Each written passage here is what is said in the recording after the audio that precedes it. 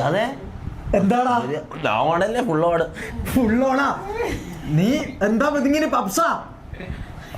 എന്താ അതല്ല ഞാൻ ഇതേതാ ഈ ചപ്പാത്തി മാവ് കഴിച്ച പോലത്തെ ഒരുത്തൻ അത് ഞാൻ ചെയ്തിട്ട് അങ്ങനെ ആയിപ്പോയി ഞാൻ അങ്ങനെ ആക്കിയിട്ടില്ല നിങ്ങളെൻ്റെ ഒരു അരിയിലായിട്ട് കണ്ടിട്ട് എന്നോട് ക്ഷമിക്കണം എടാ ചോറ് കളമേ മാറി നിൽക്കതേ അതിനെല്ലാം പമ്പ് വേസ്റ്റാ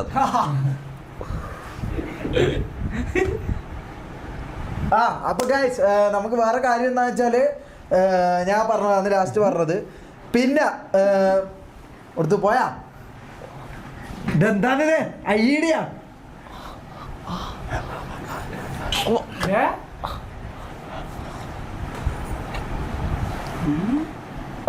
തുമ്മനയാ എന്താ മണം